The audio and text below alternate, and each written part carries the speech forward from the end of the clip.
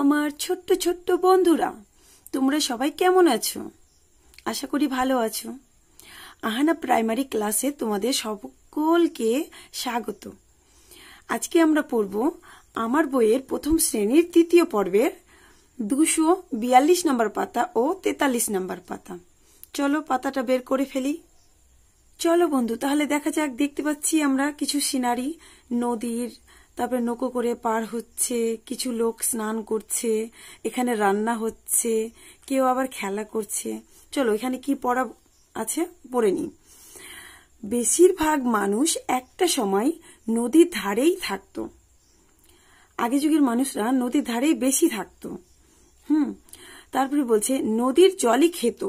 নদীর জলই আগে খেত, মানে আগে নলকূপের ব্যবস্থাটা খুব একটা ভালো ছিল না, তাই নদীর ধারেই বসবাস করত আর জল খেত। নদীর পাড়েই জমিতে চাষ করত। এবার দেখো, যেহেতু নলকূপের ব্যবস্থা খুব একটা ভালো ছিল না আগে, তাই নদীর ধারেই জমি চাষ করা হতো। নদীর জল দেওয়ার জন্য জমিতে। নদীতে মাছ ধরতো। নদীতে তো মাছ থাকেই, সেই মাছ ধরে আমাদের রান্না করে খাওয়া হয়। ওই রকমই ওরা মাছ ধরে খেত। নদী ছিল মানুষের জীবন। যেহেতু জলের অপর নাম জীবন, তাই এখানে নদী ছিল মানুষের জীবন। কারণ জল ছাড়া তো আমরা বাঁচবো না, তাই না? তো সেই সময়, মানে আগে যুগে বিশেষ করে জলের একটু অভাব ছিল, তাই নদীর ধারেই বসবাস করত, ওই জল খেত, ওখানকার মাছ খেত, মানে নদীর। তারপরে জমিতে ওই জল ব্যবহার করা হতো, নদীর জলটা। চলো তারপরে কি বলছে নিচেরটা দেখে নি। দেখো কি বলছে, আজ আমাদের পিকনিক। তাহলে এখানে যে রান্নাটা হচ্ছে, তাহলে কেন হচ্ছে? কারণ আমাদের পিকনিক, তাই। আমাদের বলতে ওদের, ঠিক আছে। চলো তারপরে বলছে নদীর ধারে। দেখতেই তো পাচ্ছি যে নদীর ধারে পিকনিকটা হচ্ছে, তাই না? তারপরে কি বলছে, সবাই মিলে এসেছি, মানে ওরা সবাই মিলে এসেছে। কেউ নদীতে নৌকো চড়ছে, এই দেখো নৌকোতে চড়ে আছে। আর কেউ মাছ ধরছে, কেউ আবার এই যে নদীতে নৌকো করে মাছ ধরছে।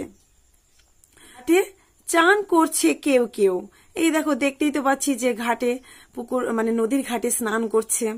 তারপর দেখো নদীর চারপাশ জমজমাট।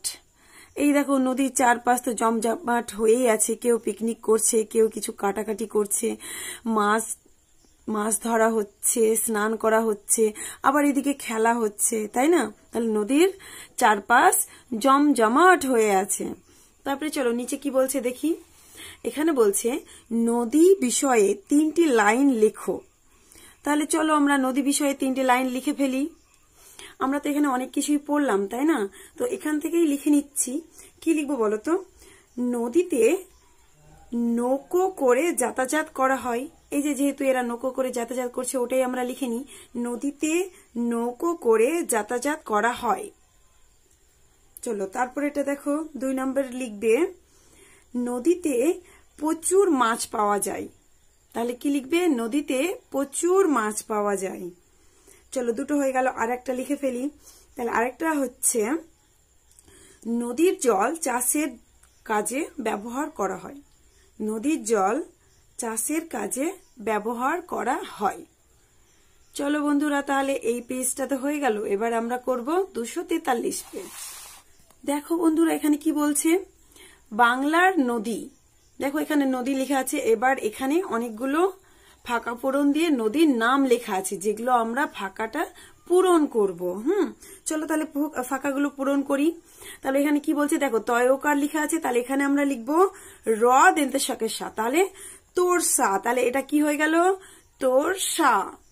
চলো তারপর এটা দেখি, হ ল।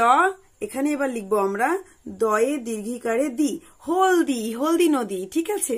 তারপরে চলো দেখি কি আছে, বুরকি জল, ল জল, ঢাকারে ঢাক, কয়কারে কা। তাহলে কি হয়ে গেল? জল ঢাকা। এটা কি হয়ে গেল? জল ঢাকা। তারপরে এটা দেখো, অ বুরকি জ অন্তুষ্ট, তাহলে কি হয়ে গেল? অজয়। এটা কি হয়ে গেল? অজয়। তারপরে এটা দেখো তাহলে, ক অনিষ্কার, কং দিনতে শয়াকারে সা, ব তয় দীর্ঘিকারে তি। তাহলে কি হয়ে গেল? কংসাবতী, তাহলে এখানে কি হয়ে গেল? কংসাবতী। তাহলে চলো, ক র কর তোয়া, তয় অন্তুষ্ট একারা, তাহলে কি হয়ে গেল? করতোয়া নদী। চলো তারপর এটা কি বলছে? দেন স অনিষ্কার সং কয়কার তালবসা সংকোষ নদী। তারপরে দেখো কি আছে? ভয়াকার গয় ঋষি ভাগী রথ হয় দীর্ঘি, তাহলে কি হয়ে গেল? ভাগীরথী। তারপরে কি বলছে দেখো? রয় দুর্ঘু প রূপ, দেন তার নয় আকার, র অন্তুষ্ট আকার, দেন তার ন, তাহলে কি হয়ে গেল? রূপনারায়ণ। চলো তাহলে তারপরে কি আছে? রস্বই ছয় আকারে ছা ইচ্ছা ম তয়ে ঋষিকারেতি ইচ্ছামতি, তাহলে এটা কি হবে? রয় আকার অন্তুষ্ট রায়, ডয়াকার ক রায় ডাক। চলো এটা তাহলে কি হবে দেখি? ময়াকার ত লা কেরালা মাতলা নদী। চলো এখানে কি হবে? হয় রুসুকারে হু গ হুগ লয় ঋষিকারেলি, তাহলে কি হয়ে গেল? হুগলি নদী।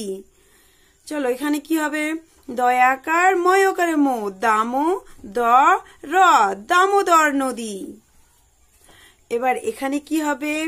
কয়েকার লয়কারে লে কেলে ঘয়াকার হসই কেলে ঘাই নদী। চলো এটা তাহলে কি হবে? কয়াকার লকাল বুর্গি জয়াকার দেন তার নয় ঋষি, তাহলে কি হয়ে গেল? কালজানি নদী। তারপরে দেখো কয় ও কারে কো পয়াকার হসই কোপাই নদী। তাহলে আজকে এই পর্যন্তই।